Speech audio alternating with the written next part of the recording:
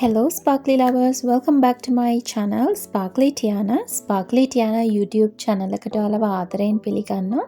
ඉතින් මේ quick video එක මම ඔයාලට අරගෙන ආවේ ඔයාලා මගේ කලින් වීඩියෝ එක මේ වීඩියෝ එකට කලින් අප්ලෝඩ් කරපු වීඩියෝ එක බැලුවා නම් ඔයාලා දන්නවා මම මේ දවස්වල මම follow කරන Montessori and preschool diploma එකේ ෆයිනල් ප්‍රොජෙක්ට් වර්ක් බුක්ස් හදන ගමන් ඉන්නේ. ඉතින් ඒ වැඩත් එක්ක මගේ අනිත් එක්සෑම් වැඩ කටයුතුත් එක්ක ඔයාලා රික්වෙස්ට් කරන අනිත් එක වීඩියෝ එකක්වත් මොකද ගොඩක් දෙනෙක් එම්බ්‍රොයිඩරි වීඩියෝ රික්වෙස්ට් කරලා තිබ්බා. ඉතින් ඒ දේවල් කරන්න ඇත්තටම කාලයක් හොයාගන්න බැහැ මේ දවස් ටිකේ. මොකද මේ වැඩත් එක්ක බිසි වෙලා නිසා. ඉතින් මම හිතුවා වීඩියෝ එකක් කාලෙකින් දැම්මෙත් නැති නිසා මගේ මේ ප්‍රොජෙක්ට් වර්ක් බුක් හදන ඒ ජර්නි එක රෙකෝඩ් කරලා මේකට අප්ලෝඩ් කරනවා කියලා. ඉතින් වීඩියෝ එකක් දාන ඕන නිසාමත් නෙමේ කවදා හරි දවසක මේකත් මට හොඳ මෙමරි එකක් වෙයි කියලා බලාපොරොත්තුෙන් තමයි මම මේ විදිහට මේ වීඩියෝ එක අප්ලෝඩ් කරන්න තීරණය කරේ. ඉතින් මේ දවස්වල මම කලින් කිව්වා වගේ මම ෆලෝ කරන Montessori and preschool diploma එකේ ෆයිනල් ප්‍රොජෙක්ට් වර්ක් බුක් එක හදන ගමන් ඉන්නේ. ඉතින් මෙතන ප්‍රොජෙක්ට් වර්ක් බුක් එකක් කිව්වට එකක් නෙමෙයි. අපිට තියෙනවා මේන් මොඩියුල්ස් 3ක් තියෙනවා. ඉතින් පළවෙනි එක තමයි Montessori method, ඊට පස්සේ preschool method, child psychology, ඊට පස්සේ handcraft මොඩියුල් එකක් වෙනම තියෙනවා. ඉතින් මේ handcraft එකත් preschool මොඩියුල් එකට අදාළව තමයි යන්නේ. ඉතින් මේ handcraft මොඩියුල් එකේ අපිට scrap book 3ක් හදන්න තියෙනවා. එකක් තමයි මෙන්න මේ ඔයාලට පේන paper ball crafting activity book එක. ඉතින් මෙතනදී අපි activities 9ක් හදන්න ඕනේ paper balls වලින්. ඉතින් මේ ඇක්ටිවිටි එක ඇත්තටම අපි ටීචර්ස්ලා විදිහට අපිව ප්‍රැක්ටිස් කරන්නේ දවසක ක්ලාස්රූම් එකකදී පොඩි ළමයි එක්ක මේ වගේ ඇක්ටිවිටීස් කරන්න තමයි අපි මේ ට්‍රේන් වෙන්නේ. ඉතින් පොඩි ළමයිට පොඩි බබාලට ටීචර් කෙනෙක් මේ වගේ ක්‍රාෆ්ටින් ඇක්ටිවිටීස් කරන්නේ. විශේෂයෙන්ම මේ පේපර් බෝල් ඇක්ටිවිටි එක ඒගොල්ලන්ගේ ෆයින් මෝටර් ස්කිල්ස් ඩෙවලොප් කරන්න හොඳ ඇක්ටිවිටි එකක්. ෆයින් මෝටර් ස්කිල්ස් කියලා කියන්නේ ඔයා මොන්ටිසොරි ටීචර් කෙනෙක් නෙවෙයි නම් එහෙම නැත්නම් මේ ෆීල්ඩ් එක ගැන අලුත් කෙනෙක් නම් බලනවා ඇති මොනවද මේ ෆයින් මෝටර් ස්කිල්ස් කියන්නේ කියලා. ෆයින් මෝටර් ස්කිල්ස් කියන්නේ අපේ අත්වල ඒ වගේම අපේ ඇඟිලිවල තියෙන මේ ස්මෝල් මසල්ස් කුඩා මාංශ පේශී උපයෝගී කරගෙන එහෙම නැත්නම් භාවිතා කරගෙන කරන ක්‍රියාකාරකම් වලට තමයි ෆයින් මෝටර් ස්කිල් ඇක්ටිවිටීස් කියලා කියන්නේ. ඉතින් අපි පේපර් බෝල් එකක් හදද්දී දැන් පොඩි බබෙක්ට අපි මේක දෙන්නේ ඒගොල්ලන්ට ටිෂු ඒ කියන්නේ අපි කියනවා සවුකොළ කියලා. වෙසක් කූඩුව එහෙම අලවන්න ගන්න ඉන්නේ සවුකොළ තමයි එයාලා ඒවා පොඩියට ඉරලා අරගෙන පේපර් බෝල් එකක් විදිහට මේ විදිහට හදාගෙන එයාලා අලවනවා. ඉතින් මේක පොඩි බබෙක් අලවද්දි මේ තරම්ම නීඩ් නොවෙන්න පුළුවන්. ඉතින් චූටි බබාලානේ මොන්ටිසොරි වයසේ යනවා කියන්නේ අවුරුදු 2.5 ඔය වගේ පොඩි බබාලානේ. ඉතින් එයාලට පුළුවන් විදිහට ඒගොල්ලන්ගේ චූටි අත්වලින් මෙතනදී වැදගත් වෙන්නේ එයාලා ඒගොල්ලන්ගේ ඇඟිලි තුඩු ඇඟිලි භාවිතා කරලා කොලේ ඉරණ එක සහ ඒගොල්ලන්ගේ මේ ස්මෝල් මසල්ස් මම කලින් කිව්වා වගේ ඇඟිලිවල තියෙන කුඩා මාංශ පේශී අරගෙන භාවිතා කරමින් පේපර් බෝල් එක හදන එක තමයි අපිට මෙතනදී වැදගත් වෙන්නේ. සහ ඒගොල්ලන්ගේ ඊට අමතරව ක්‍රියේටිවිටි ස්කිල්ස් ඒ කියන්නේ ඒගොල්ලන්ගේ නිර්මාණශීලී බව පේෂන්සි කියන්නේ ඉවසිලිමත් භාවය. මොකද මේ වගේ ඇක්ටිවිටි එකක් අර කලබලේ එහෙම කරන්න බෑ. ඉතින් ඒ වගේම තමයි ඒගොල්ලන්ගේ කන්සන්ට්‍රේෂන් කියන දේ අවධානය එක වැඩකට වැඩිපුර කාල වේලාවක් අවධානය යොමු කරන්න තියෙන මේ හැකියාවත් මෙන්න මේ වගේ ඇක්ටිවිටීස් හරහා වැඩි දියුණු වෙනවා. ඉතින් මොන්ටිසෝරි වල පොඩි බබාලට මේ වගේ ඇක්ටිවිටීස් ටීචර්ස්ලා කරවන්නේ ඒකේ තියෙන අර ලස්සන දැන් එක පාට වලින් මෙහෙම කරාදී ඒක බබාලා ආස නිසාම නෙමෙයි. ඇත්තටම බබාලා ආසයි තමයි මේ වගේ ඇක්ටිවිටීස් කරන්න. ඉතින් බබාලා ආස නිසාම මේක අර සැඟවුණු මේක ගෝල් එකක් තියෙනයි මේ වගේ ඇක්ටිවිටි එකක් කරන්න කියන. ඉතින් මේන් පර්පස් එක තමයි අර දරුවගේ ෆයින් මෝටර් ස්කිල්ස් ඩෙවලොප් කරන එක. ඉතින් කෙනෙක්ට හිතන්න පුළුවන් ඇයි ෆයින් මෝටර් ස්කිල්ස් ඩිවලොප් වෙන්නේ. ඉතින් පොඩි බබෙක්ගේ මේ පෙරපාසල් අධ්‍යාපන කාලය තුළ ටීචර් කෙනෙක් වැඩිපුරම අවධානය දෙන්නේ ඒ බබාගේ ෆයින් මෝටර් ස්කිල්ස් ඩිවලොප් කරන්න. ඒ මොකද ඒ කාල අතරතුරේ දැන් බබාගේ මේ සියුම් එහෙම නැත්තම් මේ කුඩා මාංශපේශී හරිම වැදගත්. එයා තව ටිකක් ලොකු වෙන. ඒ කියන්නේ අපි හිතමු එක වසරට දෙක වසරට එහෙම යද්දී පැන්සල අල්ලලා අකුරු ලියද්දී තමයි මෙන්න මේකේ තියෙන වැදගත්කම වැඩි වෙන්නේ. ඒ කියන්නේ මේ වගේ ඇක්ටිවිටීස් කරන්න බබාගේ ස්මෝල් මසල්ස් ඩිවලොප් වෙනවා. ඒකෙන් බබාට එයා පැන්සල අරගෙන අකුරු ලියද්දී ලස්සන්ට හරි විදිහට පැන්සල අල්ලලා ලස්සන්ට අතකුරු ලියන්න වගේම තමයි එයාට තනියම එයාගේ වැඩ කරගන්නත් උපයෝගී වෙනවා. මොකද එයාගේ මසල්ස් හොඳට ඩිවලොප් වෙලා ඒවා ස්ට්‍රෙන්ත් වෙලා තියෙන්නේ. ස්මෝල් මසල්ස් ස්ට්‍රෙන්ත් වෙලා තියෙන්නේ. එතකොට එයා තනියම ෂර්ට් එකක බටන් එකක් දාගන්න, ඒ වගේම ලේස් එකක් ගැට ගහගන්න, ඒ වගේ පොඩි ඇක්ටිවිටීස්. එහෙම නැත්නම් හැන්දකින් තවත් භාජනයකින් තවත් භාජනයකට මොන හරි ද්‍රව්‍යයක් ට්‍රාන්ස්ෆර් කරන්න, ඒ වගේ පොඩි ඇක්ටිවිටීස් හරි ලස්සනට පිළිවෙලට තමන්ම කරගන්න හැකියාව වර්ධනය වෙනවා. මොකද එයාගේ පොඩි කාලෙදී පෙරපාසලෙන් වගේම මොන්ටිසෝරිදී විතරක් නෙමෙයි ගෙදරදීත් පොඩි ක්‍රියාකාරකම් මේ වගේ බබාලට කරන්න දුන්නහම එයාගේ ස්මෝල් මසල්ස් ඩිවලොප් වුණාම තමයි එයා තව ලොකු වෙන ස්ටෙප් බයි ස්ටෙප් ඉදිරියට යද්දී තනියම එයාගේ වැඩ කිසිම කරදරයක් නැතුව හොඳ පර්සනැලිටි එකකින් කරගන්න ලැබෙන්නේ. වගේම මම කලින් කිව්වා වගේ එයාගේ ක්‍රියේටිවිටි, පොඩි බබෙක්ගේ අවධානය එක වැඩකට හරිම ඉවසීමෙන් වැඩිපුර වෙලාවක් අවධානය දෙන්න මේ වගේ ඇක්ටිවිටීස් වලට පුළුවන්. ඉතින් ඒක දරුවගේ ස්මෝල් මසල්ස් විතරක් නෙමෙයි මේ මොලේ වර්ධනයට මේ හැම දෙයකටම ගොඩාක් උපයෝගී වෙනවා.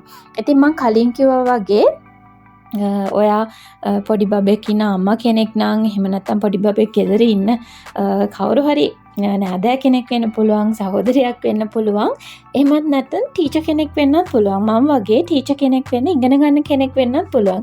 ඉතින් පොඩි බබෙක් මේ වගේ ඇක්ටිවිටි එකක් කරද්දී එයාලා දැන් මම ඔයාලට පෙන්නවා වගේ මම මේ බුක් එක කරන විදිහට නීට් එකටම කරන්න නැති වෙන්න පුළුවන්. ඇත්තට මේක ප්‍රශ්නයක් නෙමෙයි. දැන් අපි වැඩිහිටිය අය.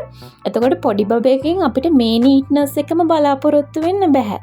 එයාලා හරි විදිහට බාගෙට වෙන්න පුළුවන් මේ පේපර් බෝල් එක හදන්නේ, ලොකු පේපර් බෝල් එකක් වෙන්න පුළුවන්. ඉතින් ප්‍රශ්නයක් නැහැ. වැදගත් වෙන්නේ ඒ පොඩි බබා කොලේ ඉරලා අරගෙන එයා කොහොම හරි ලොකුවට හරි පොඩියට හරි මේ කොලේ අරන් අලවන එක තමයි යාට දීලා තියෙන සීමාව. දැන් අපි මේකට පික්චර් එකක්නේ භාවිතා කරන්නේ.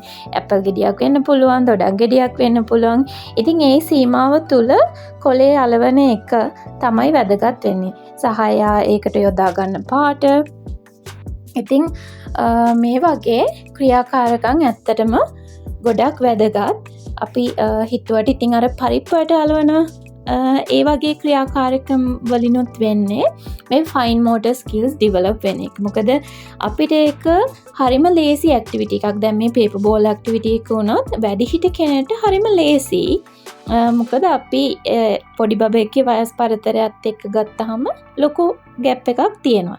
හැබැයි පොඩි බබෙක්ට මොන්ටිසෝරි වයසක ඉන්න පොඩි බබෙක්ට මේක ලොකු චැලෙන්ජ් එකක්. කොලේ ඉරලා අරගෙන පේපර් බෝල් එකක් හදලා අලවනවා කියන්නේ ඒගොල්ලන්ට ලොකු චැලෙන්ජ් එකක්. ඒ වගේ තමයි පරිප්පු ඇටයක් අලවන්න දුන්නත් ඒකත් පොඩි බබෙක්ට ඇත්තටම ලොකු චැලෙන්ජ් එකක්. ඒක අපිට ලේසි වෙන්න පුළුවන්. අපි වැඩේ විනාඩි 5කින් 10කින් කරන්න පුළුවන්. හැබැයි පොඩි බබෙක් ඊට වැඩිය ලොකු කාලයක් ගන්න පුළුවන්. ඒ ගත්තත් එයා ඒක අන්තිම වෙනකන් කරන්න නැති වෙන්න පුළුවන්. ඒත් ප්‍රශ්නයක් නැහැ. ඉතින් ළමයව ෆෝස් කරන්නේ නැතුව එයාට ආස හිතන විදිහට තව මේ වගේ ඇක්ටිවිටීස් කරන්න පුළුවන්. ඉතින් මේ ෆයින් මෝටර් ස්කිල්ස් ඩිවලොප් කරන කොටසේදී මේ පේපර් බෝල් ඇක්ටිවිටි එක කියන්නේ එක ඇක්ටිවිටි එකක් විතරයි. මේ වගේ ගොඩක් ඇක්ටිවිටීස් තියෙනවා. ඉතින් මම මේ හදන්නේ මගේ paper ball project work book එක. ඉතින් මං කියවනේ අපිට ස්ක්‍රැප් බුක් 3ක් දීලා තියෙනවා කියලා. ඒ තුනෙන් එක ස්ක්‍රැප් බුක් එකක් තමයි මේ තියෙන්නේ. ඉතින් ඒ බුක් එක තමයි මම මේ හදලා ඉවර කරලා තියෙන්නේ. ඇත්තටම මට මේකට මේ ඔක්කොම හදන්න අපිට තිබ්බේ letter A to J. letter A වල ඉඳලා J වලට වෙනකම් මේ විදිහට paper ball activity එක. ඉතින් අපි මේ විදිහට ඒ කියන්නේ A for apple, B for ball ඒ විදිහට අර letter එකට අදාළ picture එකක් තමයි paper ball අලවන්න තිබ්බේ. ඉතින් මම මේ විදිහට මේ activity එකට ඇත්තටම සති 3ක් වගේ ගත්තා. මේ ඔක්කොම ඉවර කරන්න. ඇත්තටම හරිම මහන්සි. මොන්ටිසෝරි ඩිප්ලෝමා එකක් කරන කෙනෙක් නම් ඒ වගේම කරපු කෙනෙක් නම් ප්‍රී ස්කූල් ටීචර් කෙනෙක් නම් දන්නවා මේ වගේ කෝස් එකකට අපි කොච්චර කැප වෙනවද අපේ කාලය ශ්‍රමය ඒ වගේම මුදල් අතිනුත් මේ ක්‍රාෆ්ටින් වැඩවලට සෑහෙන මහන්සියක් සහ මුදලක් වැය වෙනවා. ඉතින් ඔයා ප්‍රී ස්කූල් ටීචර් කෙනෙක් නම් අනිවාර්යෙන් මේ වීඩියෝ එකට කමෙන්ට් කරන්න ඔයාගේ එක්ස්පීරියන්ස් එක මොන වගේද කියලා කමෙන්ට් කරන්න අමතක කරන්න එපා. මම හරි ආසාවෙන් බලන් ඉන්නවා මගේ කමියුනිටි එකේ ප්‍රී ස්කූල් ටීචර්ස්ලා එහෙම නැත්නම් ප්‍රී ස්කූල් ටීචර්ස්ලා වෙන්න ඉන්න මම වගේ ස්ටුඩන්ට්ස්ලා ඉන්නවා නම් අනිවාර්යෙන් කමෙන්ට් කරන්න. මම හරි ආසාවෙන් බලන් ඉන්නවා මගේ කමියුනිටි එකේ මම වගේම තවත් මොන්ටිසෝරි ටීචර්ස්ලා ඉන්නවද කියලා බලන්න. ඉතින් මේ තියෙන්නේ මගේ ෆයිනල් ප්‍රොජෙක්ට් වර්ක් බුක් එක. මේ විදිහට තමයි මම හැදුවේ. මේකේ මම වර්ඩ් එක print out ගත්තට පස්සේ තමයි මට තේරුනේ මේක තව ටිකක් මැදට එන්න ඕනි කියලා. හැබැයි මම ඒක එච්චර හිතුවේ නෑ ඒ වෙලාවේ.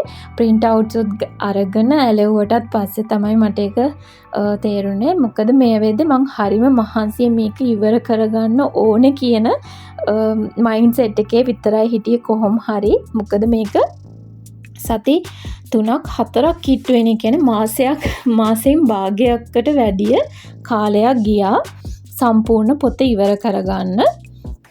ඉතින් ගෙදර අනිත් වැඩ අනිත් පාඩම් වැඩ ඒ දේවලුත් එක්ක. ඉතින් මේ විදිහට තමයි අන්තිමට මම කොහොම හරි මගේ paper ball activity book එක ඉවර කරේ. කලින් වීඩියෝ එක දැක්කනම් ඔයාලා දකින්න ඇති මම මේ activity එක කරන්න තමයි crepe papers ගත්තේ. මොකද මෙහි මම ඒ වීඩියෝ එකෙදිත් කිව්වා tissue papers එහෙම නැත්නම් සව් කොළ අර අපි ලංකාවේ ගන්නවා වගේ අපිට අවශ්‍ය ප්‍රමාණයට කොලයක් දෙකක් එහෙම ගන්න කඩයක් ඇත්තටමට හම්බුනේ නැහැ. සම්පූර්ණ රෝලක් ගන්න ඕනේ. සහ crepe papers එක බලපුවාම ඒක මිල අධිකයි. ඉතින් මම දැනටමත් මගේ අනිත් project work book වලට ලොකු මුදලක් වියදම් කරලා තියෙන නිසා මට හිතුණා මේක ඒ crepe papers වලින්ම කරනවා කියලා. ඉතින් ලොකු වෙනසක් නැහැ. හැබැයි ටිකක් අමාරුයි. මොකද ඒ ටෙක්ස්චර් එක වෙනස් ටිෂු පේපර් එකට වඩා බලද්දී. ඉතින් ওই විදිහට තමයි මම paper ball activity scrap book එක ඉවර කරේ. ඉතින් ඊළඟට මට තියෙනවා මගේ collage scrap book එක කරන්න. ඉතින් ඒකට ඕන කරන worksheet එක තමයි මම දැන් මේ හදන්න පටන් අරන් තියෙන්නේ. මම මේක ඔයගලන්ට ඊළඟ වීඩියෝ එකකින් අරගෙන එන්න බලාපොරොත්තු වෙනවා. ඉතින් මම කලින් වීඩියෝ එකේ කිව්වා වගේම මේ දේවල් මේ විදියට රෙකෝඩ් කරලා ෂෙයා කරන එක ගොඩක්ම වීඩියෝ අප්ලෝඩ් කරන්න ඕන නිසාමත් නෙමෙයි. දවසක මට මේක හොඳ මතකයක් වෙයි. ටීචර් කෙනෙක් විදිහට මම කොහොමද මේ දේවල් මැනේජ් කරගත්තේ මහන්සි වුණේ සහ ස්ටෙප් බයි ස්ටෙප් මේ හැම දෙයක්ම කරගත්තේ කියලා. ඉතින් ඔත් මම කලින් මතක් කරා වගේ ටීචර් කෙනෙක් නම් අනිවාර්යයෙන්ම කමෙන්ට් කරන්න. ඉතින් ඔයාලට පේනවා ඇති ස්ක්‍රීන් එකේ මම මේ හදන්නේ මගේ දෙවනි ස්ක්‍රැප් බුක් එකට, ඒ කියන්නේ කොලාජ් ස්ක්‍රැප් බුක් එකට ඕන කරන worksheet එක. ඉතින් මම use කරන්නේ Canva කියන app එක. ඇත්තට මේක ගොඩක්ම teachersලාට මං හිතන්නේ ගොඩක් වටිනවා. අපිට කැමති විදිහට අපිට අවශ්‍ය විදිහට worksheet එකක් ඒ වගේම teaching learning aids හදාගන්න හොඳම app එකක් තමයි මේක. මොකද මේක මේ free features අපි ගෙවන්නේ නැතුව free ගන්න පුළුවන් features ගොඩක් තියෙනවා. ඉතින් අනිත් app වලට සාපේක්ෂව බලද්දී ඉතින් ඔයා use කරනවා මේ වගේ templates මොන හරි හදන්න use කරන්නේ මොන වගේ app එකක්ද කියලාත් comment කරන්න. ඉතින් මේ මම ලෑස්ති වෙන්නේ මම කලින් කිව්වා වගේ මගේ දෙවනි collage activity book එක හදන්න. මේකෙදි වෙන්නේ මේක නම්බර්ස් 1 to 9 එකේ ඉඳලා 9ට නම්බර්ස් හදන්න තියෙන්නේ. මේකෙදි වෙන්නේ A4 කොළ පොඩි කෑලි වලට ඉරලා කොලාජ් ඇක්ටිවිටි එකක් මේ පින්තූරත් එක්ක අලවන්න තියෙන්නේ. ඉතින් ඒක වෙන විදිහ ස්ටෙප් බයි ස්ටෙප් මම ඊළඟ වීඩියෝ එකෙන් ඔයගලන්ට අරගෙන එන්නම්. ඉතින් thank you so much මේ වීඩියෝ එකත් එක්ක එකතු වුණාට. මම හිතනවා මම මේක ටිකක් හදිසියෙන් වගේ කරේ. හැබැයි මම හිතනවා මේ වීඩියෝ එකට ඔයාලා කැමති ඇති. එහෙමත් නැත්නම් අලුත් දෙයක් ඉගෙන ගන්න ඇති කියලා. ඉතින් අපි මගේ දෙවනි project workbook එකෙන් ඊළඟ වීඩියෝ එකෙන් ඉක්මනටම හම්බෙමු. Thank you so much for watching this video. And don't forget to subscribe to my channel Sparkly Tiana and join our community.